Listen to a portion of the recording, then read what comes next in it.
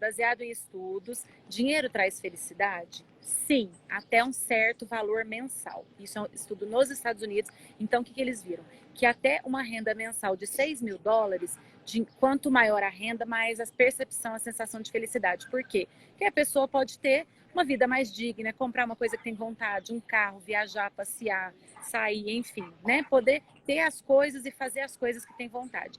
Acima de US$ 6.000 ao mês, esses foram os estudos lá, não adianta aumentar 10, 20, 100, 1000 vezes essa renda, que a pessoa não é mais feliz por causa disso.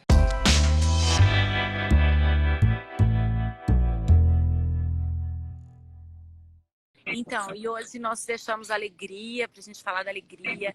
E assim, é tão mais fácil, né, falar de alegria, mas a gente vai falar da ciência por trás da felicidade, a ciência da felicidade, né? E olha só, gente, alegria pode ser algo tão momentâneo, né? Eu posso ficar alegre por um sorriso, eu posso ficar alegre com uma palavra, não é assim, Dani? Às vezes uma palavra que a pessoa te fala, ou um olhar, ou um sorriso, já te dá aquela sensação de alegria. Então, assim, como nossos sentimentos resultam das necessidades, das nossas necessidades, às vezes uma palavra atende necessidades, um sorriso me atende necessidades. E aí a alegria pode ser algo assim, bem pontual, né? Mas a gente vai falar aqui hoje de uma maneira mais ampla. O que é que faz uma pessoa se considerar feliz? O que é que faz algumas pessoas experimentarem no seu dia a dia bem-estar, alegria, que mais? Satisfação com a vida, e outras pessoas experimentarem isso menos, ou ao contrário, né? Viverem Na verdade, uma... eu acho que o sentimento de felicidade, de alegria, é um sentimento de contentamento, de bem-estar mesmo, né? É um sentimento de êxtase com a vida. É um sentimento, assim, de que vale a pena viver, vale a pena estar aqui. Isso aqui é porque a gente falou em alguns... Aliás, a gente perguntou em várias lives aí, o que que te deixa triste, o que que te deixa com raiva? Então, quem já tá aí, quiser colocar pra gente o que que te deixa feliz, o que que te deixa alegre, porque é isso que a Renata está falando, na verdade, a gente vai comentar aqui, a gente tem algumas felicidades, eu tenho alguns objetivos que são de longo prazo e que a gente talvez demore um pouco para alcançar, mas a gente tem alegrias que são momentâneas. Às vezes um único elogio é capaz de te deixar feliz o dia todo. Vai ter várias vezes que você lembrar daquele elogio, né? Toda vez que eu entro aqui e olho para essa flor, eu lembro que eu ganhei a flor, que foi uma demonstração de amor e de carinho. Isso me faz bem, eu fico feliz, fico alegre. Então, às vezes, é um gesto, é uma pequena coisa realmente. E eu vou começar falando, né, Dani, como a gente está falando aqui, que a alegria às vezes é uma coisa momentânea. Mas quando a gente fala em felicidade, o que é que faz, como eu falei, uma pessoa se considerar feliz e ter essa satisfação com a vida, né? Felicidade é um termo bem genérico que os pesquisadores da psicologia, eles dividem isso em 3 coisas. Então, vou falar um pouquinho da ciência aqui da felicidade. Resume-se em três aspectos da vida, né? Em ter uma vida prazerosa, uma boa vida e uma vida com sentido. Então, são 3 situações, 3 coisas diferentes que a gente procura responder quando a gente pergunta para a pessoa: você se considera uma pessoa feliz? Então, o que é uma vida prazerosa? Uma vida cheia de prazeres. É aquela vida que aí sim a pessoa experimenta alegria, satisfação com frequência. A pessoa experimenta emoções positivas, né? E uma coisa que eu achei super interessante é que experimentar essas emoções positivas, isso é herdado geneticamente. Então, tem pessoas que já têm isso com mais naturalidade, com mais facilidade, já vem geneticamente, né? Já vem de fábrica, digamos assim. A pessoa vem feliz de fábrica.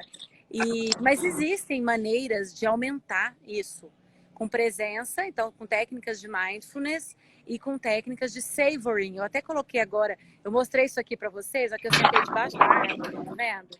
E aí eu coloquei lá no meu story, no meu Instagram, eu coloquei lá Savoring Life, porque para mim, como eu sou uma admiradora da beleza, para mim só de sentar debaixo de uma árvore, olhar esse céu aqui, ó, olhar esse visual, Isso para mim já é um motivo de alegria. Então existem técnicas que ajudam, que aumentam essa satisfação na vida, que essa vida prazerosa. Só que a má notícia é que com essas técnicas, a gente só consegue aumentar 15 a 20% dessa sensação de prazeres ou da sensação das emoções positivas na vida. Então, se é uma pessoa que não vem com isso de fábrica e, pelo contrário, ela é uma pessoa mais... não vou falar deprimida, porque depressão é um diagnóstico, mas não é exatamente isso. Mas tem pessoas que, naturalmente, não têm essas emoções positivas naturalmente, desde criança e tudo.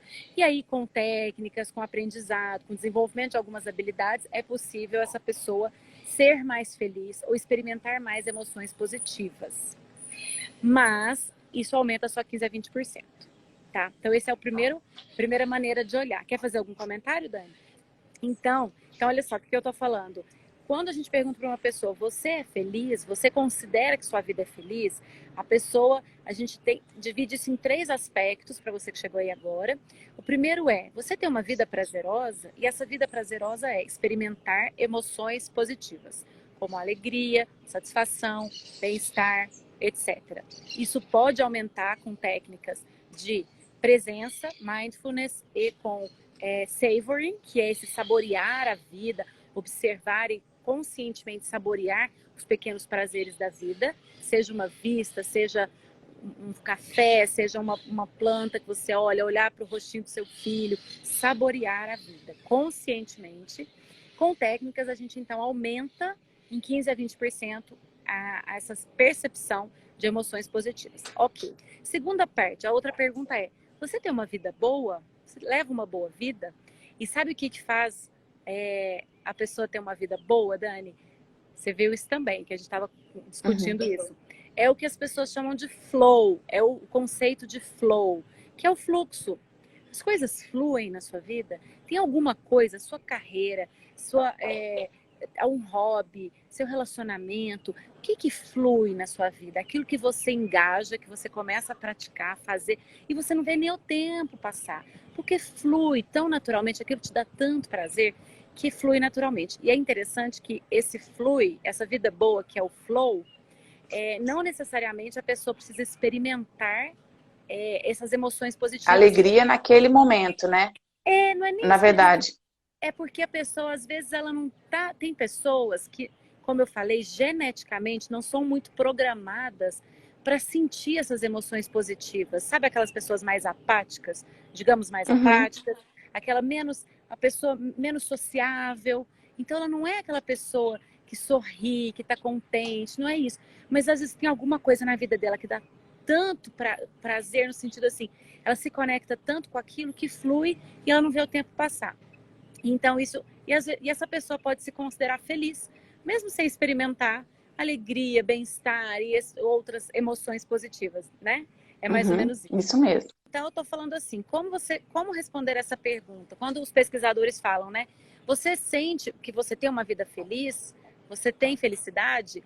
Eles dizem que é muito genérico e que é preciso dividir isso em 3 aspectos para você responder. Não é nem para responder, é que a pessoa pode ser feliz experimentando uma vida prazerosa, ou seja, para ter prazeres momentâneos, se proporcionar prazeres momentâneos que dão alegria, ou a pessoa pode se sentir feliz quando flui, quando a carreira flui, quando a pessoa, o hobby, pode ser só o hobby, a pessoa ama música e aquilo flui, o resto pode não estar tão bom, a pessoa pode não experimentar tantas coisas boas na vida, mas ela se conecta tanto com aquilo que a coisa flui e ela se considera uma pessoa feliz. E a terceira é a vida com sentido. Então, se a pessoa percebe, ela enxerga o propósito da própria vida, ela enxerga o sentido na vida dela, ela se considera feliz. E aí, nas pesquisas, os pesquisadores, isso é uma pesquisa que tem quase 2 décadas já, quando os pesquisadores investigaram, é a pesquisa do Martin Seligman, que é da psicologia positiva, que é o mesmo autor das forças de caráter, que nós falamos, esses dias a gente tem falado, e aí, quando eles iniciaram essa pesquisa, eles acharam que uma vida prazerosa, ou seja, a pessoa se proporcionar pequenos prazeres, viagem, uma roupa, um presente, uma comidinha gostosa, né? Pequenos prazeres, que isso seria mais importante para a felicidade do que os outros dois, mas eles viram que não. E que o mais importante para uma pessoa se considerar feliz é ter uma vida com propósito. E aí eu quero fazer agora sim uma interrupção aqui, porque quando a gente trabalha, né, eu, por exemplo, com um trabalho de coach, na verdade, o que que é? Porque quando a gente fala vida com propósito, às vezes algumas pessoas que estão aqui estão falando, ih, lá vem aquelas conversas, né, desse povo, você sabe o propósito da sua vida e tal, então assim, eu só quero transformar isso numa coisa mais palpável. Essa vida com propósito, eu queria só te perguntar o seguinte, você que está aí assistindo a gente, qual é o seu plano, qual é a mulher, ou se tem algum homem aqui, qual é a mulher que você quer ser daqui 10 anos? Você sabe, em 2030, onde é que você quer estar? Isso é um propósito de vida. Então, só para a gente deixar a coisa um pouco mais palpável. Porque eu já vi várias pessoas falando assim, o que é? Por que eu tenho que descobrir o propósito da minha vida, né? Tem um sentido um pouco mais, talvez a gente podia dizer filosófico até, mas de um jeito muito prático é isso. Onde é que você quer chegar? E aí, existe qual é a diferença? Algumas pessoas poderiam responder assim, eu quero ter R$1 milhão na minha conta, eu quero ter um patrimônio, né? Podia pensar um pouco assim nessa coisa material. E o que acontece é que aí, por outro lado, o propósito de vida, você pode ter esse propósito material de acumular esse valor e tal, mas o propósito de vida, ele está muito mais ligado e aí Renato falou a palavra sentido em alguns momentos. Então, se você quer ter esse patrimônio, aí a gente vai para outra pergunta, qual é o seu objetivo com esse patrimônio? Porque a gente não pode esquecer que a gente é mortal, tá? Porque, assim, na verdade, a gente já comentou isso aqui algumas vezes. Algumas pessoas têm isso como objetivo, como se elas fossem imortais, né? Então, esse é o meu objetivo material, como se eu não fosse nunca morrer, como se fosse continuar. E aí, depois que eu tiver esse dinheiro, eu vou aproveitar o que esse dinheiro pode me trazer, alguma coisa assim. Então, na verdade, quando a gente fala em sentido, só para fechar essa ideia, é que a felicidade ou a alegria da sua vida, o que eles viram nas pesquisas é que as pessoas mais alegres, que se entendem felizes, que têm contentamento no dia a dia, são aquelas que percebem que elas estão indo em direção a um objetivo final.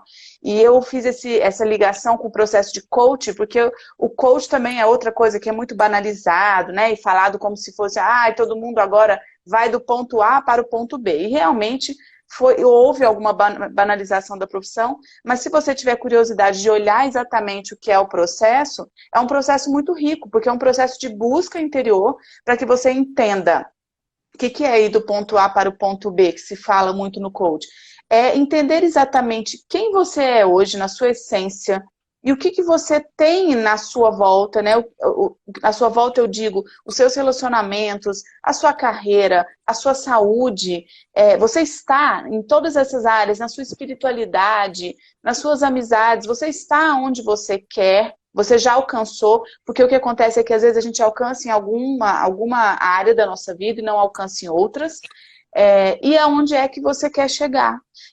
E nós não vamos chegar em todas as áreas na nota máxima, né? Porque aí é aquela alegria ou aquela felicidade tão lá em cima, tão no pico, né? Eu sou feliz em todas as áreas, nota máxima para mim.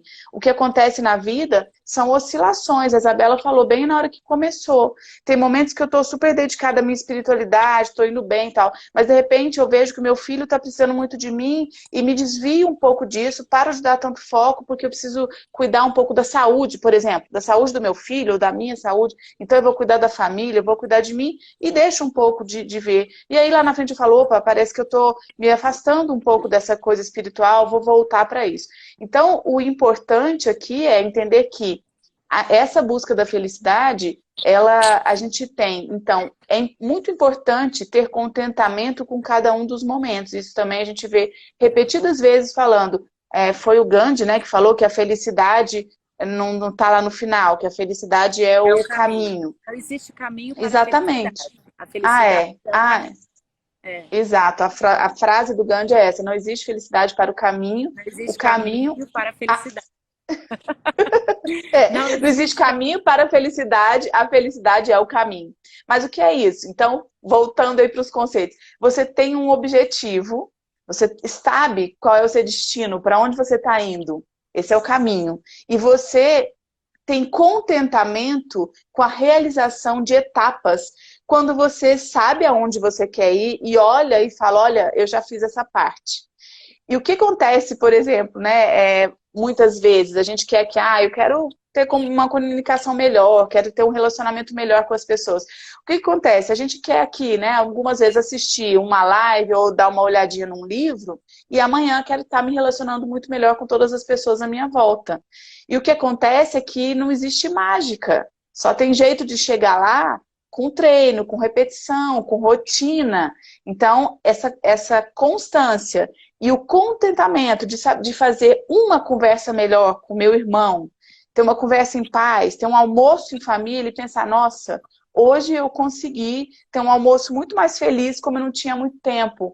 Uau, que legal, conquistei isso. Então, ter alegria com esse primeiro momento.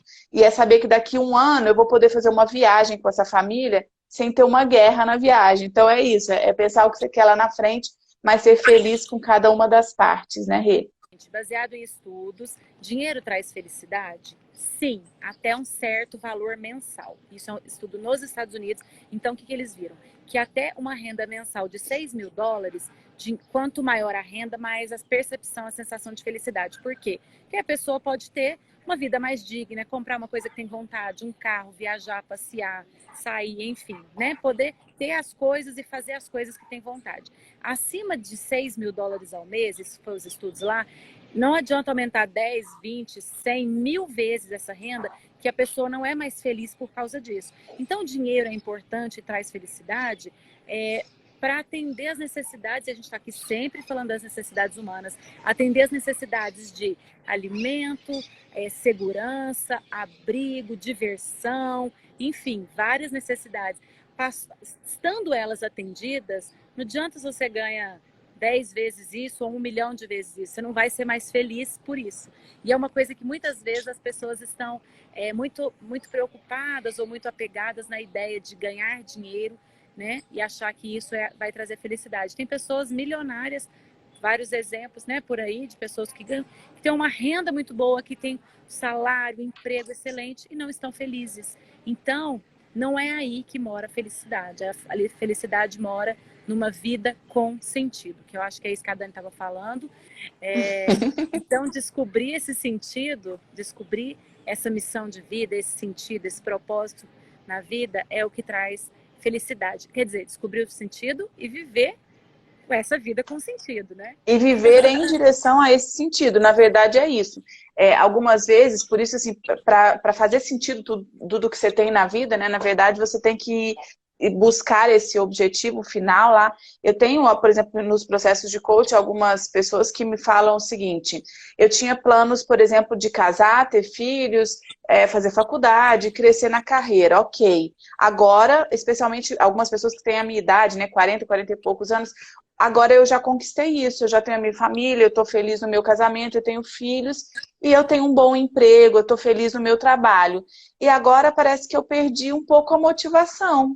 Parece que tudo que eu tinha que conquistar, eu já conquistei. Então aí a gente começa a buscar, né, outros sentidos e outros objetivos. Porque é exatamente isso. Se a pessoa chega à conclusão, já e aí olha o detalhe importante. Conquistei tudo que eu queria, tudo que eu planejei. E aí se eu perguntar para essa pessoa, e aí, tá feliz? Tá, tô feliz, mas falta alguma coisa para ter essa excitação pela vida que a gente está falando.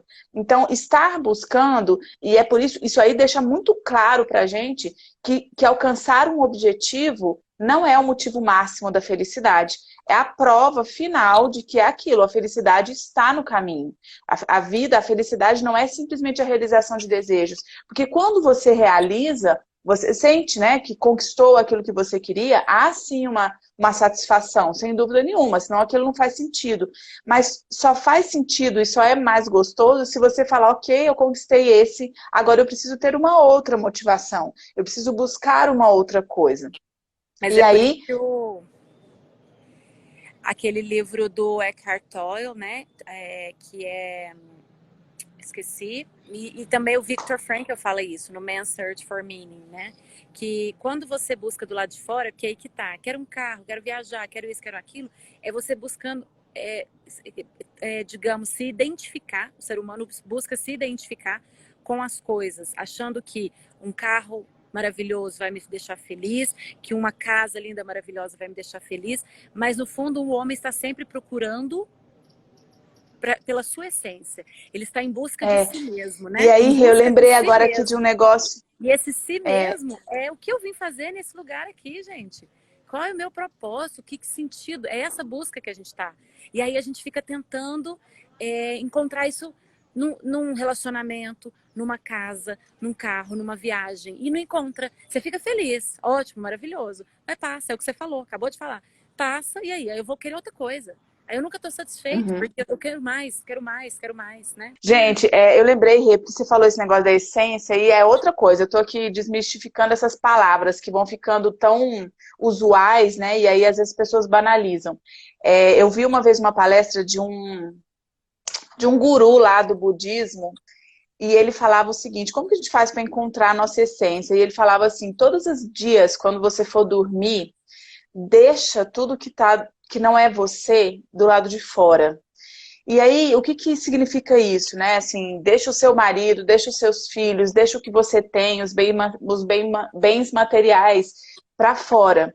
Quando você conseguir perceber o que é que você tem dentro, quem é você, o que te deixou feliz, por exemplo, naquele dia, o que te deixou feliz, né, intimamente, internamente, aí você vai ter entendido o que é a sua essência. Então, quando você não ficou feliz por uma realização. Gente, peraí, agora eu ia falar por uma realização do outro, aí parece que isso não é felicidade. Não, na verdade, nessa mesma coisa que eu vi lá desse guru, ele falava que um outro motivo de felicidade é servir ao outro.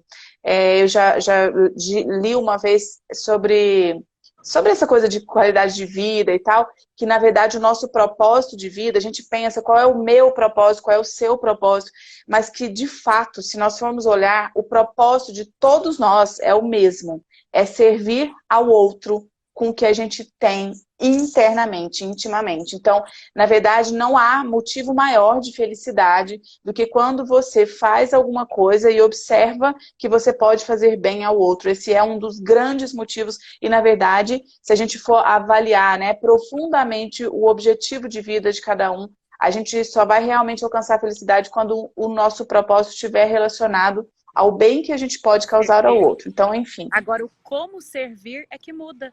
Porque aí que tá, cada um com a sua individualidade, cada um com suas virtudes.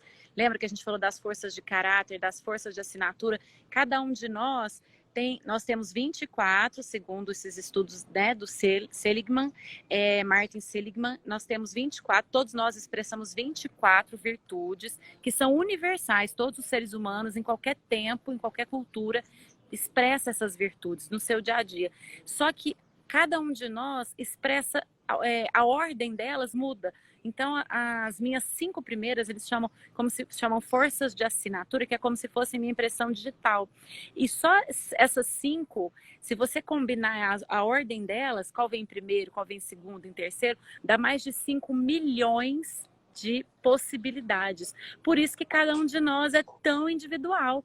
Eu e a Dani, a gente tem muitas coisas parecidas, mas tem muitas coisas diferentes, né? A maneira como a gente já citou exemplo aqui, eu sentar na beira do rio e ficar ali contemplando, achando lindo, olhar para a água, olhar os passarinhos, tudo, ou ver um pôr do sol, ou escutar uma música e realmente chorar de emoção, para a Dani pode não fazer tanto sentido, para outras, a Cris que está aqui, a Laura que estava lá, porque assim, isso não é melhor ou pior, isso não é mais bonito ou menos bonito, não é mais importante ou menos importante.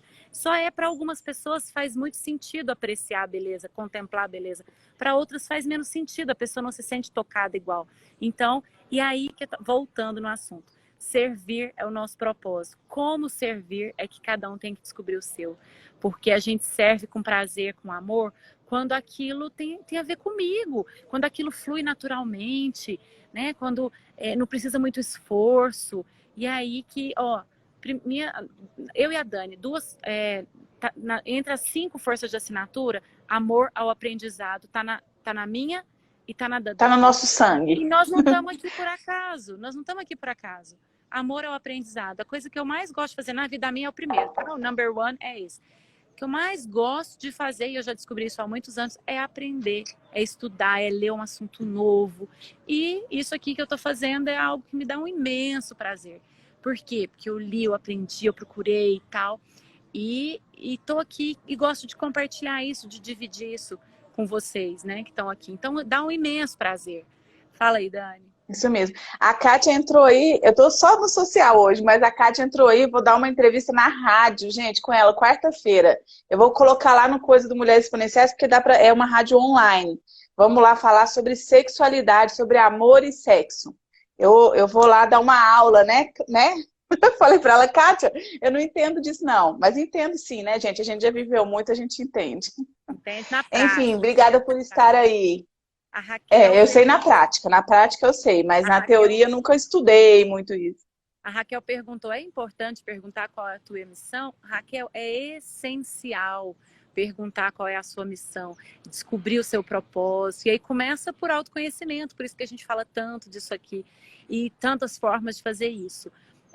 Porque você descobrir isso e alinhar sua vida, e encontrar aquilo que é a sua... aquilo que flui naturalmente para você, vai te trazer bem-estar, felicidade, alegria, e as coisas vão fluir de um jeito que, sabe aquela coisa que as pessoas falam, quando você descobre essa missão, as coisas vão acontecendo, sem muito esforço, e poxa, e é bom, né? Isso é bom, né? Então... É bem aquela história assim, né, que a vida não é só pagar contas, porque é isso, se o objetivo do seu trabalho for só pagar a conta no fim do mês, é muito mais difícil encontrar a alegria e a felicidade no que você está fazendo. Então, o que acontece é isso, quando você entende por que você está fazendo aquilo, onde é que você quer chegar, qual é o seu objetivo final, quando você consegue enxergar a sua essência e fazer coisas no seu dia a dia que dão, sabe aquela coisa, como é que eles falam, que dá borboleta no estômago, né? Que é sorrir com os olhos. Quando você consegue encontrar isso, a alegria e a felicidade, elas vão estar muito mais presentes no seu dia a dia. Então, a grande diferença é essa. Só para concluir, quer dizer, pelo menos a minha parte aqui, que eu achei muito interessante, ele foi falando várias características, então, para se alcançar a felicidade, e uma que ele falava é que você deve separar 5 minutos para o amor. E o que é isso? Nós falamos sobre o amor aqui na sexta-feira, né? A gente viu que, na verdade, esse sentimento do amor, ele traz vários benefícios para o nosso corpo. A gente falou isso aqui até na produção dos hormônios, tudo que acontece. E ele fala isso, que todos os dias, em algum momento, né? Talvez na hora que você acordasse, ou talvez antes de dormir, a gente falou isso também na gratidão, olhar para todas as coisas e pessoas e momentos que você vive e que você pode transmitir amor. Na verdade, ele até citou assim, você pode olhar, quando a gente olha para uma minhoca, para uma árvore, igual a Renata faz, para um rio passando, né? E a Renata olhando o rio, um dia ela falou para mim, eu achei engraçado esse dia do rio, gente, olha só, o dia do rio eu achei engraçado, porque ela falou para mim assim, olha, a nossa vida é igual o rio mesmo, né? Ele passa assim, foi embora e aí passou, não tem jeito mais de fazer nada. Imagina a viagem, né, que ela tava ali naquele momento. Não, mas quando você consegue amar o rio... Deixa eu falar. Tá, agora mesmo você fala, deixa eu só falar aqui, você já fala. Eu só quero dizer o seguinte, quando você consegue amar o rio, a minhoca e a árvore, você tem certeza absoluta que esse sentimento está dentro de você, não está no outro. A minhoca não sabe o que você está sentindo, não faz ideia, ela não tem que ter reciprocidade, porque quando a gente fala de amor, às vezes a gente pensa em outra pessoa, e a gente pensa, né, que esse amor tem que ser recíproco, tem que receber também. Então, na verdade, o que ele falava um pouco isso, que a gente tem que... E aí a gente fala de novo aqui da nossa responsabilidade de ser feliz. Assim como o amor vai nascer e vai sentir, você vai sentir, a alegria e a felicidade é a mesma coisa. Então, você tem que entender que a responsabilidade é sua, de olhar para o que está te incomodando e entender aí dentro o que é que você pode fazer para mudar isso. Essa responsabilidade é sua. A alegria e a felicidade, elas só vão sair, nascer, só vão estar dentro de você. Não tem outra pessoa, não tem uma circunstância em volta que vai poder te trazer isso, né? Você tem que sentir. Tanto é que tem pessoas que ficam felizes com algum movimento e outra não fica com o mesmo movimento, né? Porque isso está dentro de cada um. Eu A ia falar Isabela do disse amar o Rio, é fluir. isso. Fala, Rê, se defende Isso. aí do Não, Rio. então, o do Rio é porque eu gosto muito de contemplar o Rio, eu moro pertinho, já falei isso aqui, moro a poucos metros do Rio, e eu sento lá e fico ouvindo aquele barulho, e eu acho lindo, e eu fico realmente pensando na vida, porque um dia o que eu falei para a Dani foi que o Rio, ele para mim é uma metáfora da vida, porque ele tem dias que ele tá turvo, tem dias que ele tá límpido, tem dias que ele tá calmo e tem dias que ele tá muito agitado. Mas ele tá sempre fluindo, ele segue, ele não para. E a nossa vida é assim, nossa vida não para. Então, assim, eu faço poesia, eu já escrevi muitas poesias sobre o Rio. Eu sento lá e venho umas coisas na cabeça, eu escrevo. Isso faz parte da minha apreciação da beleza da natureza, da vida, enfim.